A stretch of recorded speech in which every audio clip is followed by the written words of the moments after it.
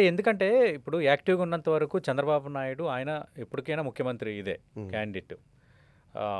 అలాగే టీడీపీలో రెండో తరం చూసుకుంటే నారా లోకేష్ ఇప్పుడు కనిపిస్తున్నారు.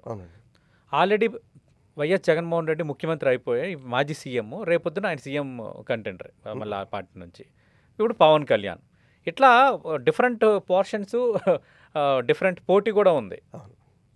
సార్ ఎంత పోటీ ఉన్నా సమాజంలో మీకు వచ్చే ఓట్ షేర్ ఎంత, ఓకే, మీ వెనకాల ఉన్న సపోర్ట్ ఎంత. పవన్ కళ్యాణ్ గారికి కట్టింగ్ అక్రాస్ ఆల్ కమ్యూనిటీస్ ఒక బలమైనటువంటి సపోర్ట్ ఉందండి. అలా ఇంకా ఏ సామాజిక వర్గం కానీ ఏ నాయకుడికి కానీ లేదండి. అంటే మెయిన్ పార్టీస్ పక్కన పెడితే మూడో పార్టీగా ఇంకెవరికి లేదండి. పవన్ కళ్యాణ్ గారు తన తన తన తన సొంత ఆదాయాన్ని కూడా ప్రజలకి ఒకవైపు ఎంతో కొంత ఖర్చు పెడుతూ ఒక ఒక ఒక పాజిటివ్ ఇమేజ్ బిల్డప్ చేసుకున్నారు. ఒక ఎమోషనల్ ఆయన ఒక ఎమోషనల్ క్యారెక్టర్.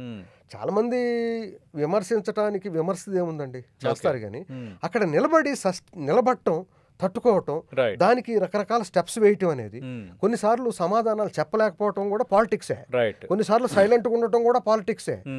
ఆ పాలిటిక్స్ తన పార్టీ ఉనికి కోసం. కానీ ఇప్పుడు మీరు ఉద్యమం చేసేది వేరు, ఉద్యమం చేస్తే మీరు ఏదైనా మాట్లాడతారు. పాలిటిక్స్లో ఇంకొకరితో కలిసి, ఇప్పుడు భార్యాభర్తలు కూడానండి ఒక్కోసారి మనకి పొసగకపోయినా మౌనంగానైనా సరే నడిచి వెళ్తాం. అంత ఇది ఉండాలి, కంపాటబిలిటీ. పాలిటిక్స్లో నువ్వు కాదు అని అంటే ఏమవుతుంది, బయటకు వచ్చేస్తారు. అనుకున్న దాన్ని 100% అచీవ్ చేయలేకపోవచ్చు ఒకేసారి, కానీ బిట్ బై బిట్ చేయాలంటే కొన్ని సహనము, కొన్ని ఇబ్బందులు ఎదుర్కొంటూనే దాన్ని సస్టైన్ చేసుకోవాలి.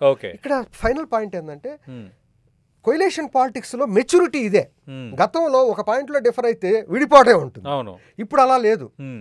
కొయిలేషన్ పాలిటిక్స్ లో ఆ పాయింట్ నచ్చలేదు అనుకోండి, ఆ పాయింట్ వరకే ఉండి చాలా దేశవ్యాప్తంగా ఇక్కడే ఇప్పుడు ఈ ఒక్క పాయింట్ కే, లేకపోతే చాలా కొయిలేషన్ పాలిటిక్స్ బ్రేకప్ అయిపోతాయి. అందుకని ఈ మెచ్యూరిటీ కొయిలేషన్ పాలిటిక్స్ లో వచ్చింది. ఇది పవన్ కళ్యాణ్ గారు లాంటి వాళ్ళు అది ఇంకెక్కువ ఉంది. ఎందుకంటే తనకు అన్ని లిమిటేషన్స్ తెలుసు, తన బలాలు తెలుసు, అన్ని తెలుసు. కాబట్టి తను ఏం చేయాలనుకుంటున్నాడు, ఆ గమ్యాన్ని చేరటానికి ఎంత సహనం అవసరం అనేది.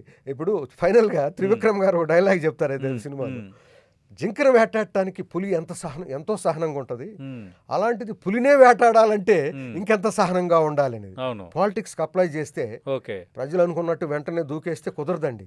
అందుకనే ఆయన నిలబడగలుగుతున్నారు.